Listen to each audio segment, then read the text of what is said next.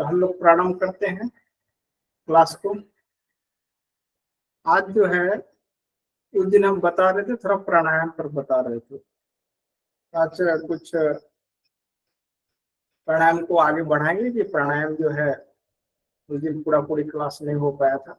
तो प्राणायाम में उस दिन हम लोग 6 वायु के बारे में बताए थे। तो 6 वायु जो है तो बोलते हैं कि 10 वायु के बारे में बताए थे। तो 10 वायु में से 5 वायु जो है वो जो है स्थूल वायु है, जो शरीर के साथ रहता है और शरीर के साथ ही मिट जाता है।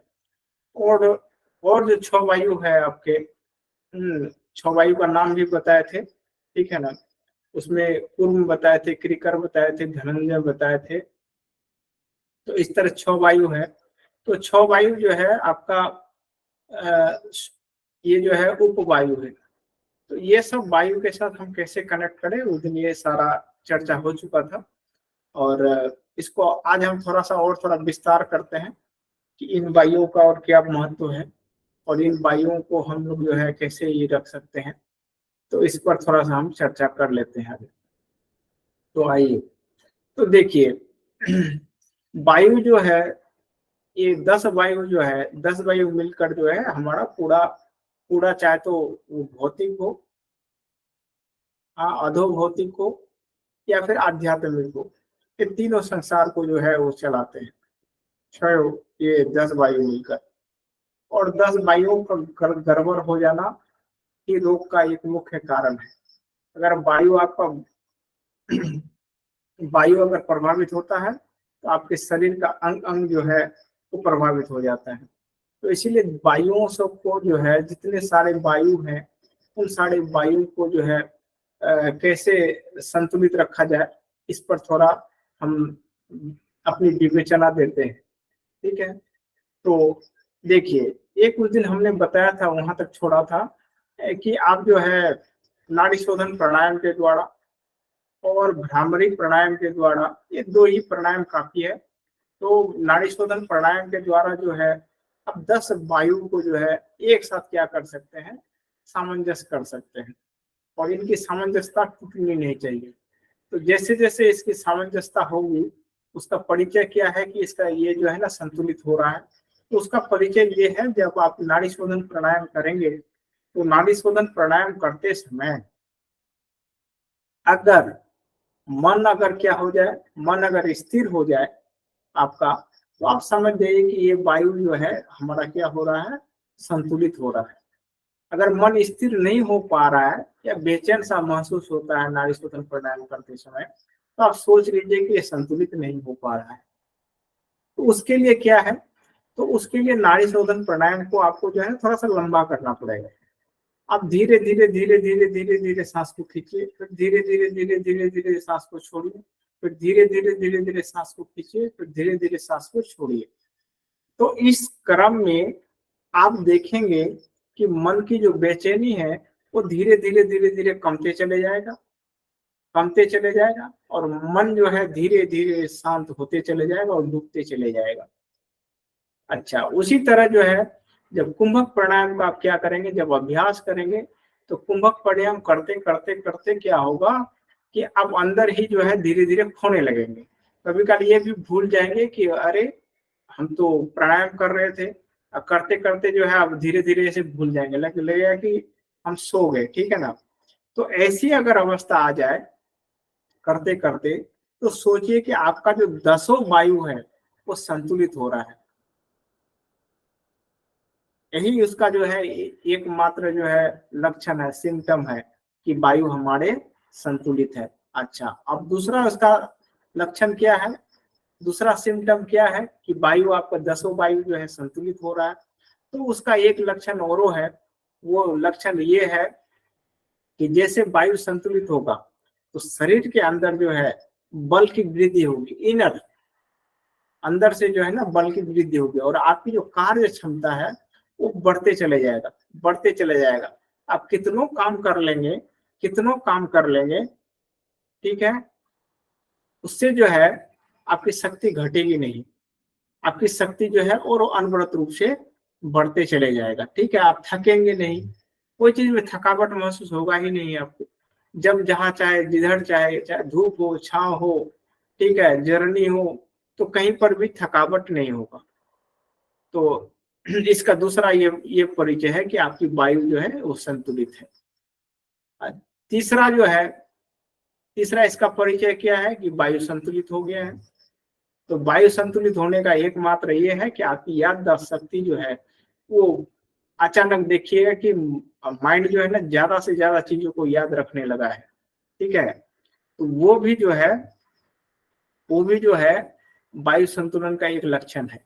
अगर मान लीजिए कि पहले याद रखते थे, अब लग रहा है कि याद नहीं रख पा रहे हैं, ज्यादा से ज्यादा भूल जाते हैं, ठीक है ना। तो इसका मतलब ये है कि अगर उसमें बढ़ोतरी नहीं हो रहा है, याददाश्त में, मेमोरी में बढ़ोतरी नहीं हो रहा है, तो इसका मतलब ये है कि आपका जो वायु है, ये जो 10 वायु है, 10 वायु का जो संतुलन है ये बिगड़ रहा है, ठीक है। अच्छा, और एक परिचय, पांचवा परिचय इसका क्या होगा या लक्षण क्या है, पांचवा लक्षण। तो पांचवा लक्षण ये होगा कि आपको जो है धीरे धीरे जो आपका खाद्य पदार्थ है, ठीक है, मनुष्य के लिए जो खाद्य पदार्थ है, मनुष्य के लिए शाकाहारी ही उसका खाद्य पदार्थ है, तो शाकाहारी के प्रति जो है अभिरुचि बढ़ेगी। अगर वायु गड़बड़ हो तो आप क्या करेंगे, तो वायु गड़बड़ होने पर आपके जो अभिरुचि है, मीट हो, मछली हो, इसके प्रति काफी अधिक हो जाएगा धीरे धीरे, ठीक है ना। जो लोग मीट मछली के प्रति काफी उसका रुझान रहता है कि बिना मीट या मछली का उसको खाना ही हो जाता है, तो ऐसे आदमी का, इसका मतलब जो है उसका वायु जो है ना गड़बड़ है, ठीक है। और वायु अनवरत रूप से अगर शरीर में गड़बड़ ये बना हुआ रहे, ये क्रम अगर बना हुआ रहे, तो धीरे धीरे देखिएगा कि रोग की जो भीतर से इम्यूनिटी है वो घट जाएगा, और घट जाने से आपका शरीर धीरे धीरे रोगग्रस्त होगा। तो एक दिन में रोगग्रस्त नहीं होता है शरीर, उसका जो है एक लंबा प्रोसेस होता है। कोई भी रोग आपके शरीर में आता है धीरे धीरे, फलता फूलता है आपके शरीर में, वो भी धीरे धीरे, ठीक है। और रिजल्ट कब होता है, जब ये बहुत विशाल रूप ले लेता है, तब आप देख पाते हैं कि ये आ गया है। तो उससे पहले भी जो है ना इसका सिम्टम दिखाई देता है आपके शरीर में। अगर सिम्टम क्या है, आपको थकावट महसूस हो, ठीक है, अच्छा, उसके बाद मन में बेचैनी हो, ठीक है, तो आप समझ जाइए कि हमारे शरीर में जो है ना किसी न किसी प्रकार का रोग जो है ना प्रवेश कर रहा है। तो इसीलिए उसी समय से सावधान होकर आप क्या करेंगे, नाड़ी शोधन प्राणायाम और कुंभक प्राणायाम का अभ्यास करेंगे। तो क्या होगा कि धीरे धीरे जो नेगेटिविटी आ रहा था आपके मन में, बार बार जो नेगेटिविटी का जो भाव पैदा हो रहा था, तो नेगेटिविटी धीरे धीरे घट जाएगा, और मन के अंदर जो है एक प्रसन्नता जो है ना वो छा जाएगा, ठीक है। अच्छा, और दूसरा कैसे, और दूसरा एक प्रोसेस है, इस प्रोसेस के द्वारा जो है ना आप अपने वायु को जो है, वायु को क्या रख सकते हैं, संतुलित रख सकते हैं। तो वो क्या है भाई, तो वो एक है प्राकृतिक चिकित्सा में फास्टिंग, जिसको उपवास कहते हैं। उपवास का अर्थ होता है, आज हम बता देते हैं कि उपवास का क्या अर्थ होता है। उपवास का अर्थ होता है, उप माने होता है बगल में, ठीक है ना। अच्छा, उसके बाद वास माने होता है बैठना। तो उपवास क्या है, तो उपवास एक ऐसा प्रोसेस है जिस प्रोसेस के द्वारा आप जो है आत्मा के करीब जाके बैठ जाते हैं। उस दिन जो है आपका मन जो है ना पूरी स्पिरिचुअलिटी में क्या हो जाता है, स्पिरिचुअलिटी के बगल में जाके बैठ जाते हैं, ठीक है। इसीलिए इसको कहते हैं उपवास। तो उपवास के द्वारा भी जो है आप अपने शरीर का जो वायु है उसको आप संतुलित कर सकते हैं।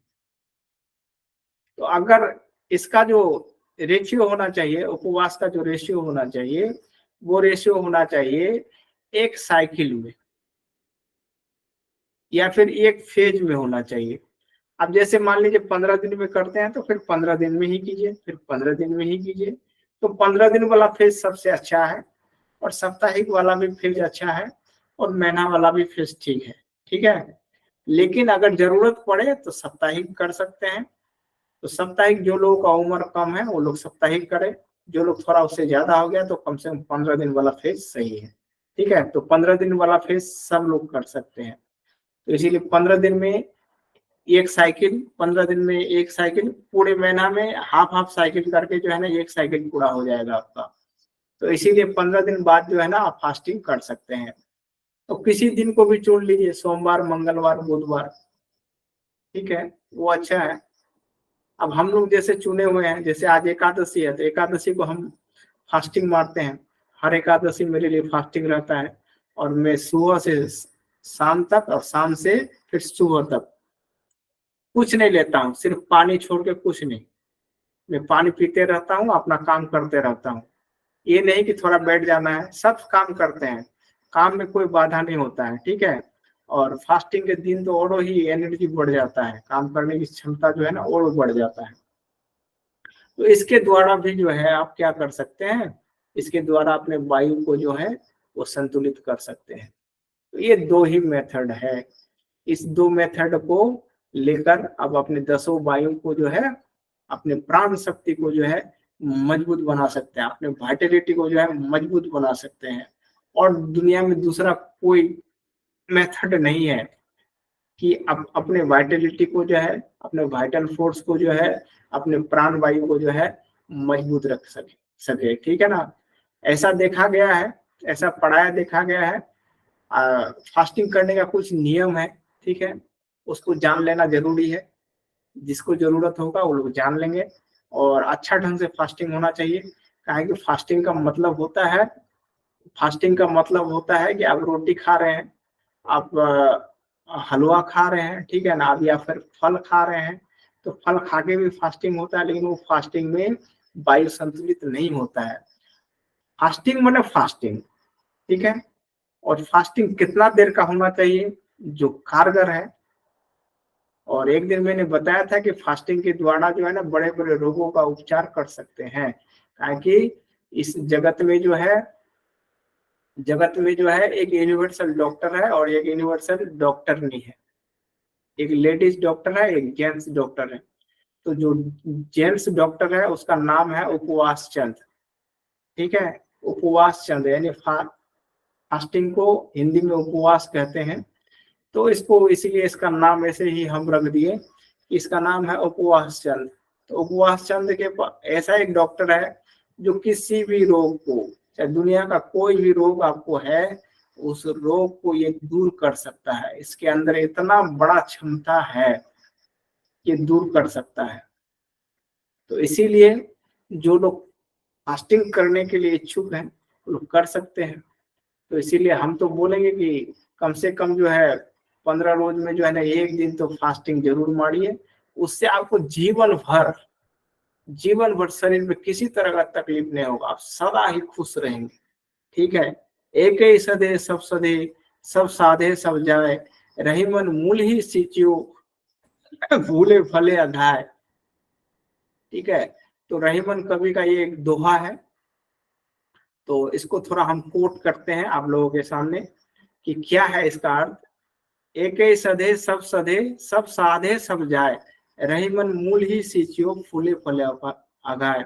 एक के सधने से सब चीज सधा जाता है। अब जैसे रहीमन बोलते हैं कि अरे वो पत्ता फूल इसमें पानी आप क्यों दे रहे हैं, पौधे का जड़ में डालिए, पत्ता को भी पानी मिल जाएगा, फूल को भी पानी मिल जाएगा, हर चीज, फल को भी पानी मिल जाएगा, हर चीज को फल पानी मिल जाएगा। तो इसीलिए जड़ में पानी डाल दीजिए और बाकी का सारा चीज जो है अपने आप ठीक हो जाएगा, वो सब सारा चीज ठीक हो जाएगा। तो इसीलिए ये जो है फास्टिंग जो है ये उपवास है। अगर कुछ नहीं जानते हैं आप, ठीक है, दुनिया में कुछ नहीं जानते हैं, तो फास्टिंग को मजबूती के साथ पकड़ लीजिए, 1 डे वाला फास्टिंग, एकदम सदा खुश रहिए। ठीक है, सदा, कहीं कुछ दिक्कत नहीं होगा, ना आपको धूप, न लू लग सकता है, न ठंड मार सकता है, कुछ नहीं। क्यों? क्योंकि आपका शरीर का डिटॉक्सिफिकेशन यानी ये जो टॉक्सिन्स है आप जितना खाते हैं 15 दिन में, तो सारा कितने सारे कचरे जमा हो जाता है आपके शरीर में। ठीक है, आजकल सबसे बड़ा जो प्रॉब्लम आज के डेट में दिखाई दे रहा है, वो दिखाई दे रहा है लीवर को लेकर। सोचिए, लीवर जो है यानी 95% लोगों का लीवर जो है वो फैटी है। अगर चेक किया जाए तो 95% लोगों का जो है ना लीवर फैटी हो गया है। और फैटी लीवर चाहे तो कम हो चाहे तो अधिक हो, ठीक है, लेकिन वो फैटी है। और फैटी होने से सारा रोग जो है उत्पन्न होना शुरू हो जाता है आपके शरीर में। तो उन फैटी लीवरों को जो है, लीवर का जो चर्बी है, लीवर में जो फैट्स जम रहा है, डिपोजिट हो रहा है, वो सारा फैट्स कभी नहीं जमेगा फास्टिंग करने से। तो फास्टिंग का खाली 2 ही मेथड को याद रखिएगा, एक कैसे तोड़ा जाता है बस, और कैसे रहा जाता है, यही 2 मेथड जानना जरूरी है। आज फास्टिंग का जो है एक विभ्रंश रूप जो है, अपभ्रंश जिसको कहते हैं, तो अपभ्रंश रूप आज हम तो देख रहे हैं समाज में लोग फास्टिंग करते हैं, ठीक है, और लेकिन अपभ्रंश है, ठीक है, उस फास्टिंग से लाभ नहीं है, बजाय घाटा ही होगा उस फास्टिंग से। तो इसीलिए ऐसा फास्टिंग कीजिए, कहेंगे फास्टिंग क्यों करते हैं पहले वो जानना जरूरी है। आप कोई भी फास्टिंग करेंगे तो क्यों करेंगे, ठीक है, इसके पीछे क्या साइंटिफिक रीजन है, तो उसका साइंस को जानना जरूरी है। और ऐसे फास्टिंग कर लिए, और फास्टिंग करने के लिए आप जानते ही नहीं है कि कैसे किया जाता है फास्टिंग, ठीक है, तो जब जानते नहीं है फास्टिंग करने के लिए तो उसका लाभ वैसे मिल नहीं सकता है, ठीक है, ये हानि हो ही सकता है फास्टिंग से। फास्टिंग देने के बाद उसके बाद आप खा लिए चना मुड़ी ये वो, ठीक है ना, गरिष्ठ भोजन आप कर लिए, और गरिष्ठ भोजन सारा जो फास्टिंग किए इतना जो कष्ट सहे, तो सारा कष्ट जो है ना ये उल्टा रिएक्शन दे दिया, इससे शरीर और बीमार हो जाता है। इससे जो है ना फैट्स जो है लीवर में और जम जाता है। तो इसीलिए ऐसा फास्टिंग कीजिए कि लीवर में जो फैट्स जमा हो रहा है, उन फैट्सों का, कहेंगे दिन भर आप क्या खाएंगे, मान लीजिए आप फास्टिंग करते हैं, दिन भर तो कुछ चाहिए आपके शरीर में एनर्जी के लिए, तो एनर्जी कहाँ से आएगा, आप कार्बोहाइड्रेट ले नहीं रहे हैं, आप प्रोटीन ले नहीं रहे हैं, तो ये एनर्जी कहाँ से आएगा शरीर में। हमने देखा है, हमने बहुत लोगों को फास्टिंग कराया है, एक दिन का नहीं, 15-15 दिन का, पानी पी के वो रहता है और मस्त रहता है, कुछ नहीं, एकदम चलता फिरता हर काम करता है, खाली भारी काम को छोड़कर। 15 दिन तक फास्टिंग ऐसे ही रहता है। तो हमने देखा ये चीज, तो उसके शरीर में एनर्जी कहाँ से आता है, वो तो कुछ खाना पड़ेगा। यानी खाने का मतलब है कि वो जो फैट्स है, फैट्स का एब्जॉर्प्शन करना पड़ेगा। तो फैट्स का जब एब्जॉर्प्शन करता है तो उस समय क्या खाता है शरीर, तो शरीर के अंदर जो जो फैट्स, एक्स्ट्रा फैट्स जम गया है लीवर में, उन फैट्सों को ही वो खाना शुरू कर देता है। आप खाना शुरू कर देते हैं अंदर से, उसको पचाते हैं, खाते खाते जाते हैं, वो जो एक्स्ट्रा फैट्स है, तो उन फैट्सों को जब खाते जाते हैं, तो खाते खाते जो है, तो लीवर में जो डिपोजिट फैट्स है, एक्स्ट्रा फैट्स, वो फैट्स जो है ना ऑटोमेटिक घट जाता है। 1 फास्टिंग में नहीं, 2 फास्टिंग में नहीं, 3 फास्टिंग में नहीं, 4 फास्टिंग में, धीरे धीरे धीरे धीरे कितना फैट्स आप खाते चलिए। और फैट्स को साल में एक बार कम से कम थोड़ा सा लंबा फास्टिंग कर लीजिए, बस मस्त रहिए, जीवन में कभी जो है लीवर फैटी नहीं होगा। और आप इसीलिए जापान के 2 साइंटिस्टों को इस पर नोबेल प्राइज मिला था, ठीक है, तो उन लोगों ने रिसर्च किया था। तो क्या रिसर्च किया, तो रिसर्च यही किया कि फास्टिंग करने वाले लोग कभी जो है घातक रोग से ग्रसित नहीं होता है। घातक रोग का कहने का अर्थ है कि जैसे कैंसर हो गया, ठीक है ना, अल्सर हो गया, किडनी हो गया, ठीक है, किडनी तो और एकदम लाजवाब किडनी को समय मिलता है, है कि किडनी को जितना किडनी के द्वारा छाना गया था ना टॉक्सिन, वो सारे एकदम निवृत्त हो जाता है उस दिन। उसके सेल जो है ना, सेल को पूरा ऑक्सीजन मिलना शुरू हो जाता है फास्टिंग के दिन। तो इसलिए नया किडनी के रूप में आपके पास नया किडनी जो है वो हाजिर हो जाता है। तो इसलिए किडनी और एकदम बहुत बेहतर हो जाता है किडनी। ठीक है, तो इसीलिए सभी लोग जो है, सभी लोग प्रयास कीजिए, जो लोग कभी नहीं किए प्रयास कीजिए, व्रत कीजिए। ठीक है, पहले व्रत के नाम पर ही शुरू कीजिए। तो इससे जो है आपकी जो प्राण शक्ति है, आपकी जो वाइटलिटी है, वो प्राण वायु वो मजबूत बना हुआ रहेगा। और शरीर फास्टिंग करने वाले को देखा गया है कि फास्टिंग करने वाले जितने सारे लोग हैं उसके शरीर में चमक रहता है। ठीक है ना, और जो लोग छांव में रहते हैं वो तो वो बहुत चमक रहता है उसके शरीर में। समझे कि नहीं, एक्स्ट्रा। और दूसरी बात जो है, दूसरी बात ये है कि जो लोग फास्टिंग रखते हैं वो लोग की उम्र जो है ना लंबा होता है, लंबा चले जाता है वो अगर 70 साल है तो 80 साल चले जाएगा। ऐसे ही बढ़ाया जाता है। लोग बोलते हैं ना कि जितना उम्र है उतना ही उम्र में मरोगे, ये बात गलत है। है कि उसका विधान पहले नहीं होता है, विधान तय होता है कि आप कितना खाएंगे जीवन भर। प्रकृति पहले जो है ना आपके लिए, किसी कोई भी जीव के लिए पृथ्वी पर कोई भी जीव आवे, सबसे पहले प्रकृति जो है उसका भोजन का व्यवस्था करता है इस पृथ्वी पर, तब जीव का जन्म होता है। अगर भोजन नहीं यहाँ पर उसकी व्यवस्था अगर प्रकृति नहीं कर पाता है भोजन का, तो जीव का जन्म नहीं होता है। तो इसीलिए जीव आने से पहले प्रकृति जो है उसकी व्यवस्था करके रख देता है। जैसे बारात आने के पहले आप क्या करते हैं, खाना का व्यवस्था कर देते हैं ना, तब बारात आता है। ठीक है, तो उसी तरह जो है प्रकृति जो है व्यवस्थापक है। प्रकृति जो है व्यवस्था कर देता है कि इतना भोजन तुम्हारे लिए दे दिए हैं।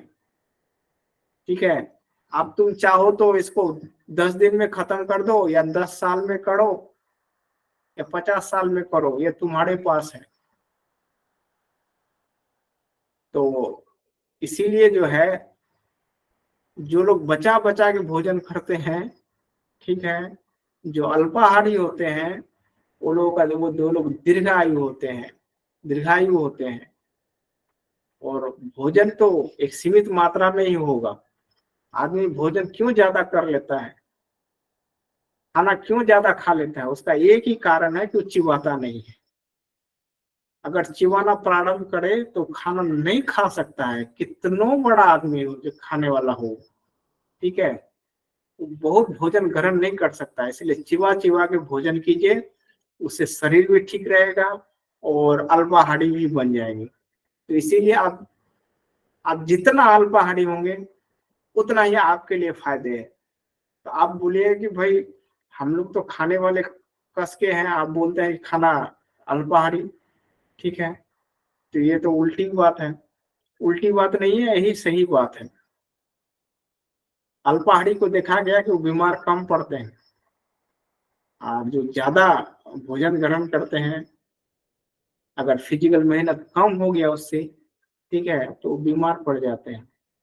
तो इसीलिए फिजिकल, अच्छा जो लोग फिजिकल थोड़ा मेहनत करते हैं वो लोग थोड़ा सा ज्यादा खाएंगे ही। ठीक है, वो लोगों को भूख ज्यादा लगेगा ही, काहे कि वो सारे जो है कार्बोहाइड्रेट को एकदम पचा देता है। ठीक है ना, उसको एनर्जी चाहिए, तुरंत प्रोटीन को पचा देता है मेहनत करके।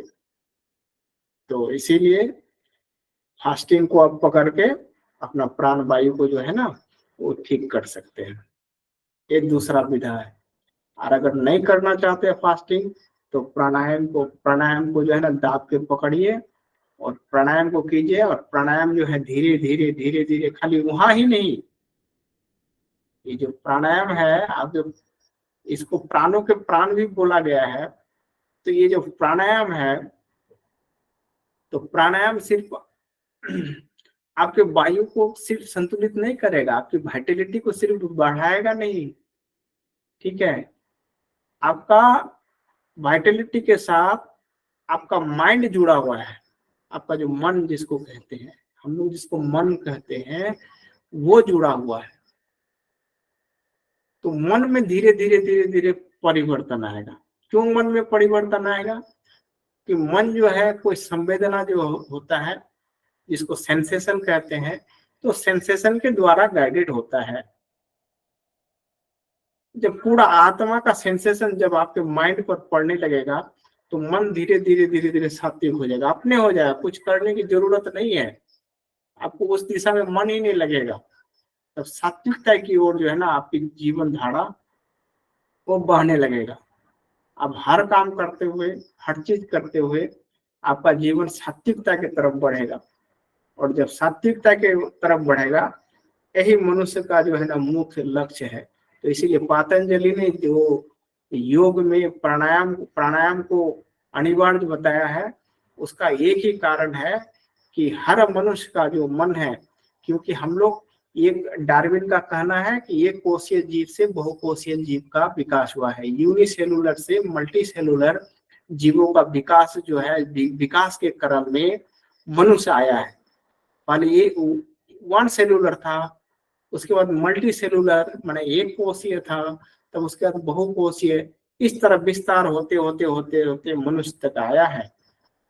यही है साइंस, यही है, ये जो है विकासवाद का सिद्धांत है, एवोल्यूशन वाला कॉन्सेप्ट है। ये हम नहीं बता रहे हैं, ये जो है बायोलॉजी में है। ठीक है, तो बायोलॉजी में जो है डार्विन नामक साइंटिस्ट ने रिसर्च करके दिया है कि मनुष्य का जन्म कैसे हुआ, मनुष्य इस भावधारा में कैसे आया। ठीक है, तो उसी भावधारा में जो है ना धीरे धीरे वन सेलुलर से मल्टी सेलुलर, ठीक है, एलजे हुआ, काय हुआ, तो इस तरह धीरे धीरे धीरे धीरे धीरे इस तरह जो है बढ़ते बढ़ते यहाँ तक आया है। तो इसीलिए हम लोगों को प्रयास करना चाहिए, काहे कि जाना उधरे होगा आपको। ये जो भावधारा है, ये जो भावधारा है, ये तो माइंड का डेवलपमेंट है।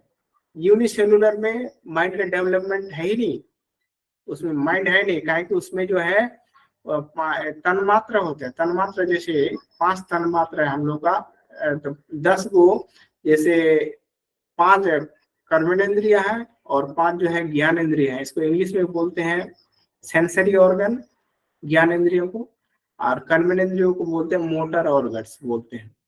तो ये जो सेंसरी ऑर्गन है, सेंसरी ऑर्गन जैसे सुनते हैं, तो ये ऑर्गन जो है सेंसरी ऑर्गन है, ये जो 5 है, इससे स्पर्श करते हैं, हवा का स्पर्श होता है। तो इस तरह 5 ऑर्गन से जो है ना हमारे शरीर में ज्ञानेंद्रियां हैं, और इन 5 ज्ञानेंद्रियों के द्वारा हम क्या करते हैं, ज्ञान की अनुभूति लेते हैं।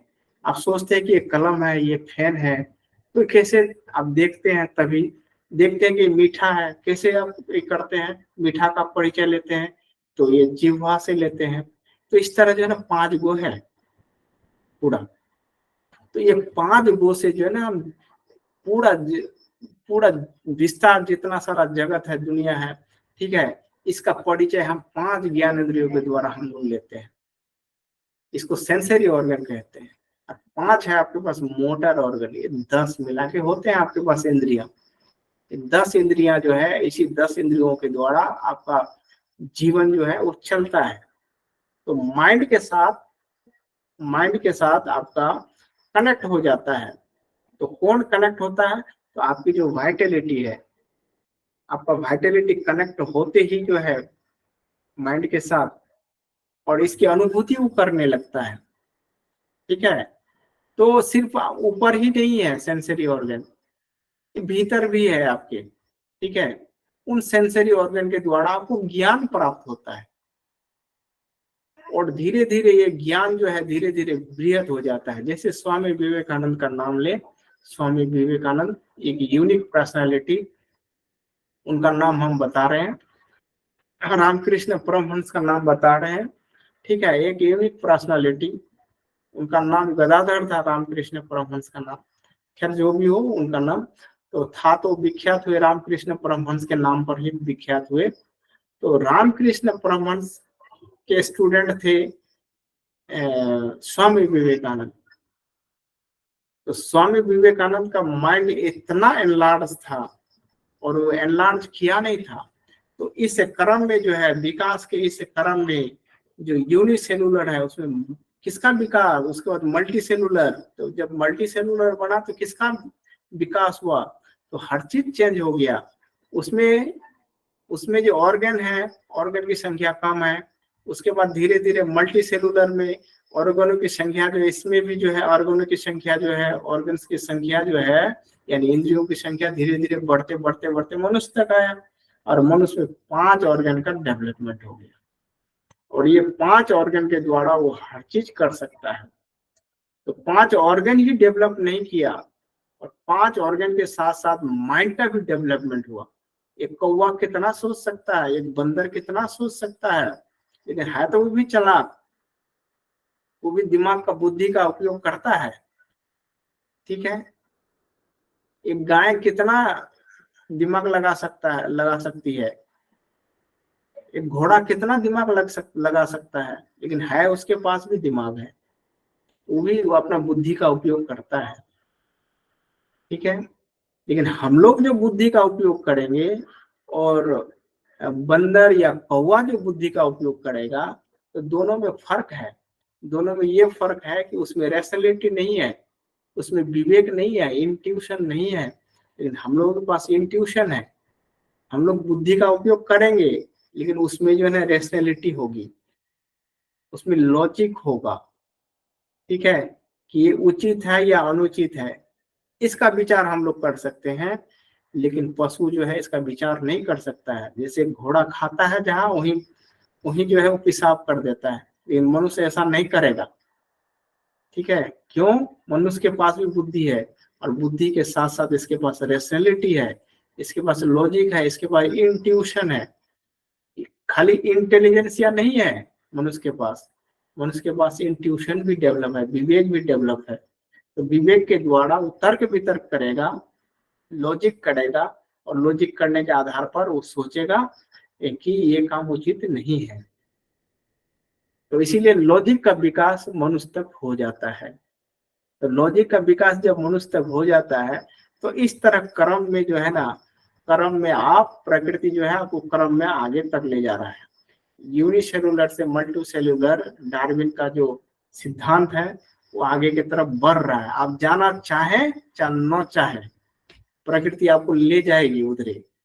ठीक है, आपको जो है खाली इतना ही ऑर्गन नहीं है, और ऑर्गन डेवलप कराएगा आपको, अनंत ऑर्गन का डेवलपमेंट हो जाएगा धीरे धीरे। ऐसे जाते जाते जाते जाते फिर ये शरीर छोड़ेंगे, फिर उसके बाद फिर डेवलपमेंट आगे चलेगा आपका, फिर डेवलपमेंट आगे चलेगा, फिर डेवलपमेंट आगे चलेगा। तो इस तरह जो है आपके पास इनफिनाइट ऑर्गन्स हो जाएंगे धीरे धीरे। इनफिनाइट ऑर्गन्स का मतलब है कि नर से नारायण का यात्रा है हम लोगों का। ठीक है, आप चाहिए चाहे न चाहिए, लेकिन आप जा ही रहे हैं उस ओर, नारायण की तरफ जा रहे हैं। तो जो लोग नारायण की तरफ जा रहे हैं जान सुन के, तो उसके लिए तो अच्छा है। अब जो लोग न जाए, पीछे भी आ सकता है वो। ठीक है ना, every action has equal and opposite reaction, Newton का 3rd लॉ है। तो खैर, तो इसी क्रम में जो है, तो इसी क्रम में आप अपने जो है वाइटलिटी को मजबूत बना सकते हैं। फिर तो रोग बगल में भी नहीं आएगा आपका, रोग जो है वो बगल में नहीं आ सकता है। ठीक है, आपके पास धीरे धीरे ऐसी ऐसी स्किल डेवलप हो जाएगा, धीरे धीरे इतना स्किल डेवलप हो जाएगा कि जब चाहेंगे रोग को आप दूर भगा लेंगे, अब जैसे चाहेंगे उम्र को भी बढ़ा लेंगे। ठीक है, तो ये दो कायदा हुआ प्राणायाम के विषय में। तो प्राणायाम जो है इसीलिए जरूरी है, इसीलिए आप प्राणायाम अवश्य रूप से करें। इसका अभ्यास कुछ नहीं है, सुबह सुबह आप थोड़ा समय दे दीजिए 15 मिनट, और शाम को भी 15 मिनट समय दे दीजिए। लेकिन प्राणायाम में यही खास है कि जब आप करेंगे तो रेगुलर करना है, रेगुलर। ये तो प्राणायाम से हानि भी होता है, ठीक है ना। तो उसको रेगुलर रखना चाहिए, रेगुलर जितना देर करते हैं 15 मिनट तो 15 मिनट कर लीजिए और उसके बाद आप अपना काम कीजिए, ठीक है। तो प्राणायाम के बारे में ही एक तो सावधानी है। अब उसमें जो है और वो अलग अलग प्राणायाम है और उसका जो है उपयोग है अपने जीवन में, क्या क्या उपयोग है उसका, ठीक है। और धीरे धीरे जब वो सब और वो आएगा कभी तो मैं बताऊंगा उसके बारे में। अच्छा, अब थोड़ा सा आज जो है एक एक्स्ट्रा चैप्टर और बता दे, मेरा मन में आया है। ये तो प्राणायाम के बारे में हुआ। प्राणायाम को मैं और एक अलग दृष्टिकोण से भी बताऊंगा। अच्छा, तो एक बता दे कि आज एंटीबायोटिक जो है, एंटीबायोटिक का उपयोग बहुत हो रहा है, बहुत हो रहा है। तो इसका थोड़ा सा हम इसका सिनॉप्सिस देते हैं। आप तो एंटीबायोटिक लेते हैं, तो एंटीबायोटिक का बहुत खतरा है। एक खतरा मैं बता रहा हूँ, सबसे पहले देखिए, ये जो हम लोगों का आहार नाल है, इसको आप देख रहे हैं आहार नाल, इसमें बहुत सारे जीवाणु जो है, बैक्टीरिया जो है ना, ये छिपा हुआ है, आपके भला के लिए छिपा हुआ है, ठीक है। आपका कार्बोहाइड्रेट को पचाने के लिए, फैट्स को खाने के लिए, ठीक है, जो एक्स्ट्रा फैट्स जा रहा है, आपको स्टोमक को मदद करने के लिए। तो बहुत सारे जो है जीवाणु जो है, बैक्टीरिया जो है ना, इसमें है, रहता है। तो जब आप एंटीबायोटिक खा लेते हैं, जैसे पेनिसिलिन हो गया, ट्रेप्टोमाइसिन हो गया, ये सब एंटीबायोटिक है, एंटीबायोटिक का नाम है। तो इस तरह का एंटीबायोटिक जब आप ग्रहण कर लेते हैं, तो एंटीबायोटिक का पहला काम होता है कि यहाँ जो आपके आपके जो फायदेमंद या आपके लाभ के लिए जो बैक्टीरिया बैठा हुआ है, उन बैक्टीरिया को क्या कर देता है, वो मार डालता है। तो जैसे ही मार डाला जो आपके फायदे का था, तो इससे क्या होगा, इससे जो चीज ये लोग पचा रहा था आपके शरीर के भीतर जाने से पहले, ठीक है, तो वो तो अब पचा नहीं पाएगा। जो स्टोमक में है बहुत सारे लाभकारी बैक्टीरिया हमारे जीवन में, कि बैक्टीरिया सिर्फ हमारे लिए हार्मफुल नहीं है, बेनिफिशियल भी है। जैसे दही में खाते हैं लैक्टोबैसिलस नामक बैक्टीरिया जो है, वो तो बहुत लाभकारी बैक्टीरिया है, उसको आप खा लेते हैं, ठीक है, वो बहुत लाभ है उससे। तो इस तरह जो है आप में जो पड़े हुए बैक्टीरिया है, उन बैक्टीरियो को भी क्या कर देते हैं, उन बैक्टीरियो को भी वो मार डालते हैं। तो जो फायदे के लिए है, जो आपका शरीर का जो है प्रतिरोधक क्षमता, रेजिस्टेंस या रेजिस्टिविटी को जो बढ़ा रहा था, तो वो तो चला गया। अब जब वो चला गया तो अब बढ़ाएगा कौन रेजिस्टिविटी को। तो इसीलिए जो है ज्यादा एंटीबायोटिक लेने वाले लोग, काहे कि आजकल एक प्रचलन सा चल गया है, आपको थोड़ा सा बुखार हुआ है, अरे एंटीबायोटिक ले लो ना, हटाओ। इसीलिए सरकार ने जो है अभी उस पर ये लगा दिया है, बैंड लगा दिया है, ठीक है, बैंड लगा दिया है कि आप अगर एंटीबायोटिक लेते हैं, अगर कोई दुकानदार आपको एंटीबायोटिक देता है तो उसको कारण बताना पड़ेगा कि आप एंटीबायोटिक क्यों देते हैं अगला को।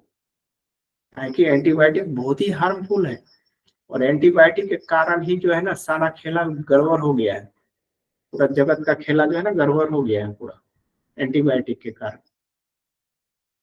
पूरे लोग जो है आज प्रतिरोधक क्षमता सबका खो गया है और लोग अधिक से अधिक हार्ट के मरीज, आंत के मरीज, कैंसर के मरीज, ठीक है, कैंसर के मरीज और न जाने कौन कौन सा रोग, बहुत सारे रोग हैं। तो बहुत सारे रोग जो उत्पन्न हो रहा है, वो एकमात्र कारण है एंटीबायोटिक। आपको कहीं दर्द हो रहा है, माथा दर्द हो रहा है, ये हो रहा है, वोमिटिंग हो रहा है, एंटीबायोटिक ले लो, और डॉक्टर तुरंत जो एंटीबायोटिक दे देता है। इस तो एंटीबायोटिक पर अभी रोक लगा हुआ है, ICMR जो है उस पर एक लगा दिया है, बैंड लगा दिया है क्लिनिकल। तो इसीलिए जो है कोई भी एंटीबायोटिक देने के पहले उसको कारण बताना पड़ेगा, और कारण जब बताएगा तो उस अपने आप फंस जाएगा वो। इसीलिए एंटीबायोटिक अगर आप लेते हैं रेगुलर, तो उसको क्या कीजिए, आप कम कीजिए धीरे धीरे, और कम कीजिए। जो जीवाणु, जो बैक्टीरिया, जो लाभप्रद है, उसकी संख्या को धीरे धीरे शरीर में बढ़ने दीजिए। ठीक है, वो आपके प्रतिरोधक क्षमता को जो है ना मजबूत करेगा, और प्रतिरोधक क्षमता को ही नहीं, प्राण को भी आपका सपोर्ट देगा जब प्रतिरोधक क्षमता बढ़ेगा। काहे कि एक दूसरे से लिंक्ड है, ये जो है ना म्यूचुअल अंडरस्टैंडिंग है दोनों के बीच, दोनों जो है म्यूचुअल अंडरस्टैंडिंग करके चलते हैं। ये पूरा एकदम कोऑपरेटिव सिस्टम है, और कोऑपरेटिव सिस्टम से ही पूरा जो है ना, पूरा सिस्टम जो है हम लोगों का चलता है। अगर कोऑपरेटिव नहीं होता है कि ये ऑटोमेटिकली कोऑपरेटिव है, तो इसीलिए इस कोऑपरेटिव सिस्टम को धीरे धीरे चलाइए, और एंटीबायोटिक को अपने जीवन से धीरे धीरे हटाइए। और जो भी बच्चा मान लीजिए ये हो रहा है, बुखार हो रहा है, सर्दी हो रहा है, उसको एंटीबायोटिक कम दीजिए आप, एंटीबायोटिक के बगल में भी मत ले जाइए उसको, ताकि एक बार एंटीबायोटिक खिलाने से बच्चा कमजोर हो जाता है। इसीलिए क्या करता है कोई भी, अभी तो शायद कम हो रहा है, लेकिन क्या करता है कोई भी, आप डॉक्टर को देख लीजिएगा, जब एंटीबायोटिक देता है वो उसके साथ साथ विटामिन का कोई टेबलेट दे दिया। ठीक है, और सबसे पहली और खतरा और एक तो बता दे, इसमें जो एंटीबायोटिक है B12 होता है ना, आप पढ़ाए थे विटामिन B12, बी कॉम्प्लेक्स पढ़ाए थे, तो उसकी उसकी जो है B12 का जो मात्रा है वो पूरे शरीर शरीर से क्या कर देते हैं, वो गायब कर देते हैं। तो इसीलिए कहीं पर भी जाइए आज कोई डॉक्टर के पास, फटाक से B12, ठीक है ना, विटामिन बी कॉम्प्लेक्स वो आपको पकड़ा देते हैं, या तो टेबलेट के रूप में पकड़ा दे, सिरप के रूप में पकड़ा दे, लेकिन पकड़ा देते हैं। ठीक है, काहे कि वो जानता है कि ये जो एंटीबायोटिक है B12 को नष्ट कर देगा, B12 को पूरा पूरी नष्ट कर देता है आपके शरीर में। तो इसीलिए एंटीबायोटिक जो है ना, एंटीबायोटिक आप धीरे धीरे अगर ले रहे हैं तो धीरे धीरे उसको भी कम कर दीजिए, तब जो है, तब आपका जीवन जो है ना बड़ा सुंदर और सुडौल बनेगा। तो आज इतना ही था, आज ये दो पर हम थोड़ा चर्चा कर दिए, और एक नए एपिसोड के साथ हम फिर आएंगे। आज जो है, आज एक्यूप्रेशर का एक चीज हम बता दें, और उस दिन थोड़ा सा हम आपके शरीर में ही जो है, शरीर में ही जो है मेडिसिन है, ठीक है ना, तो वो मेडिसिन सबके पास है, बड़ा आसान मेडिसिन है,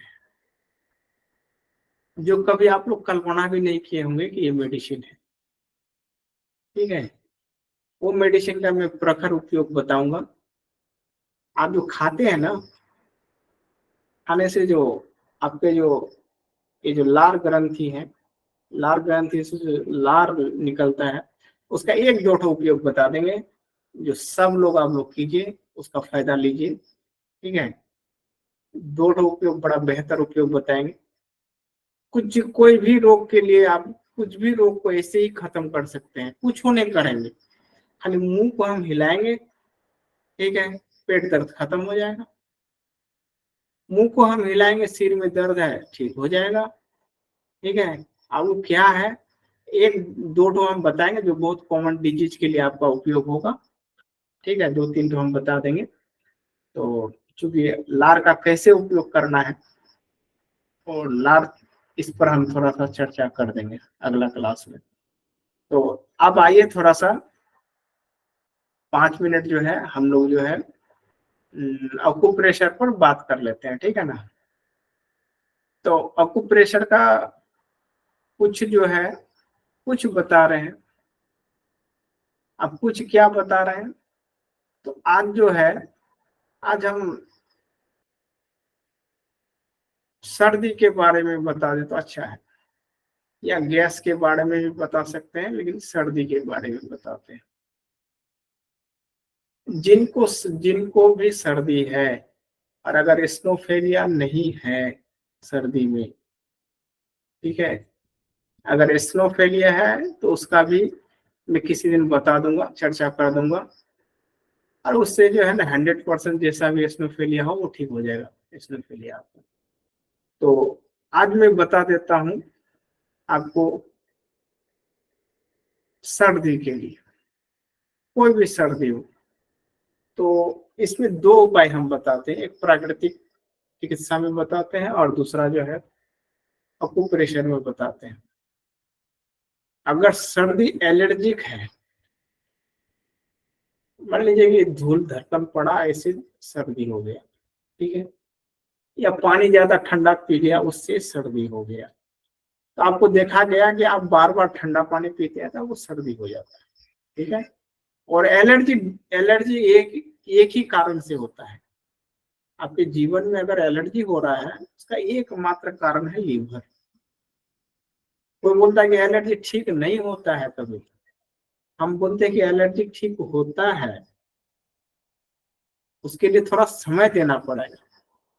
अब प्राणायाम का अभ्यास जब करेंगे ना साल भर, तो एलर्जी एलर्जी भाग जाएगा, ठीक है। खैर वो तो मैं उपाय बाद में बताऊंगा एलर्जी का। तो अगर मान लीजिए एलर्जेटिक है, एलर्जी के कारण आपको सर्दी हो रहा है बार बार, या फिर कभी काल जो है ठंडा पानी लग गया बार, तो कभी काल हो गया, मौसम चेंज में हो गया मान लीजिए, ठीक है, वो एलर्जी नहीं है, कभी हो जाता है। मान लीजिए कि डेली हम पानी से भीगते हैं, कभी होता ही नहीं सर्दी, और किसी दिन ऐसा मौका पड़ा कि भीगे, ठीक है ना, तो उस दिन सर्दी लग गया। या फिर धूल ज्यादा आ गया, ऐसे तो धूल हम लेते रहते हैं फिर भी सर्दी होता नहीं है, किसी दिन हो गया, तो ये एलर्जिक नहीं है। एलर्जिक का मतलब है कि कोई ऐसा संवेदन, कोई ऐसा सेंसेशन जिसको एक बार, अगर जितना बार आप लीजिएगा उतना बार सर्दी हो जाएगा, जितना बार लीजिएगा उतना बार, उसके कांटेक्ट में जितना बार जाएंगे उतना बार हो जाएगा। पानी से एलर्जी है तो पानी के कांटेक्ट में जितना बार जाइएगा सर्दी हो जाएगा आपको। या धूल से एलर्जी है तो जितना बार ज्यादा धूल के पास जाइएगा आपको सर्दी हो जाएगा। तो ये एलर्जिक है, ठीक है ना, कांटेक्ट आते ही आपको हो जाएगा वैसा। तो जिनका एलर्जिक है सर्दी, उसके लिए थोड़ा सा अलग है, और जिनका एलर्जेटिक नहीं है, ऐसे ही सर्दी होता है, तो उसके लिए मैं 2-3 पॉइंट बताऊंगा आपको प्रेशर में। देखिए, दो ही पॉइंट तो बहुत बड़ा मस्त पॉइंट है। उसका 2 पॉइंट है, ये दोनों उंगली, उंगली के बीच में देखिए, एक एक लाइन ऊपर है, एक लाइन नीचे है, एक लाइन ऊपर है, एक लाइन नीचे है, ठीक है ना। तो इसके बीच का जो पार्ट है, ये जो पार्ट है, ये जो पार्ट है, ये गैप, तो इसी पार्ट में आप अगर क्या करते हैं, इसको प्रेशर करते हैं, ठीक है ना, थोड़ा देर प्रेशर कर लेते हैं, थोड़ा देर प्रेशर कर लेते हैं। और ये छोटी उंगली को, ठीक है ना, छोटी उंगली का ये ऊपर, इसका ऊपर, इसका ऊपर, इसका ऊपर, हर उंगली का ऊपर में अगर दबाते हैं बार बार, तो इससे जो है, इससे सर्दी जो है आपका, अगर 4-5 मिनट कर दिए ऐसा, तो आपका सर्दी, सो जाइए आप, देखिएगा सर्दी दूसरा दिन खत्म हो जाएगी। और जितने सारे एलर्जी वाले हैं, एलर्जी वाले को जो है ना, एलर्जी वाले को ये दबाने के बाद, या फिर भाप थेरेपी लेना चाहिए। भाप थेरेपी कैसे लेते हैं भाई, एक कुकर में पानी गर्म कर लीजिए और तौलिया से ढक लीजिए, जैसे माथा में ठंडा रहे, ठीक है ना। एक पार्ट ठंडा रहना चाहिए तौलिया का, या पूरा पार्ट को भिंगा लीजिए, भिंगा के थोड़ा गाड़ दीजिए, इसे ढक दीजिए और 2 मिनट ले लीजिए। 2 मिनट, अगर मान लीजिए कि ज्यादा ये हो रहा है, बहुत ज्यादा जलन, भाप को उठने दीजिए, आप लीजिए खाली, इसे ढक के रखिए, ठीक है, भाप इधर उधर न हो जाए। 2 मिनट ले लीजिए, 2 मिनट ऐसे रखिए ऊपर, यहाँ पर कुकर रहेगा, ऐसे ऊपर रखिए और जाने दीजिए भाप को। और सांस लीजिए छोड़िए, सांस लीजिए छोड़िए, सांस लीजिए छोड़िए। 2 मिनट ले लीजिए आप। 2 मिनट लेने के बाद आप मुंह को उसी गमछी से पोंछ लीजिए, छोड़ दीजिए। 2 से 5 मिनट तक ले सकते हैं अगर सहन हो तो उससे फायदा ही होगा आपको और बहुत सारा चीज। लेकिन यहाँ जो है ना, ये पार्ट बंधा हुआ रहना चाहिए, ये पार्ट, ठीक है। क्या कि इस पार्ट में बाल रहता है, इस पार्ट में इसलिए बंधा हुआ रहना चाहिए, भींगा हुआ चीज से, और भींगा हुआ तौलिया से। तो इसको करने के बाद ये ऑक्यूप्रेशर दाब लीजिए। दाबने के बाद देखिएगा सर्दी अपने आप चला जाएगा। फिर नाक जो है ना, नाक का बहाना जो है ना वो ऑटोमेटिक बंद हो जाएगा। और तीसरा उपाय कीजिए कि हाथ साफ कर लीजिए, हाथ फिर साफ होना चाहिए, ठीक है। यही जो है आपका सर्दी का उपचार है। तो ये 2 उपचार हम बताएं आज, और प्राणायाम पर चर्चा किए। उस दिन में कोई एक विशेष रोग को लेके आऊंगा, ठीक है, और उस रोग पर जो है ना हम चर्चा करेंगे, चाहे तो थायराइड हो या फिर लीवर हो फिर से, ठीक है ना। लीवर पर मैं अभी बहुत चर्चा करने वाला हूँ। लीवर का एक एक चीज के बारे में आपको बताने वाला हूँ। और इसकी जानकारी जब आपको पूरी हो जाएगी तब आप भी जो है इस पर अलर्ट हो जाएंगे, ठीक है। और सारा चीज को अपने जीवन में भी देख सकते हैं इसकी नॉलेज हो जाने पर। तो चलिए, आज हम जो है आप लोगों से यहीं पर विदा लेते हैं, ठीक है। और इसी के साथ जो है सब लोगों को मेरे तरफ से नमस्कार।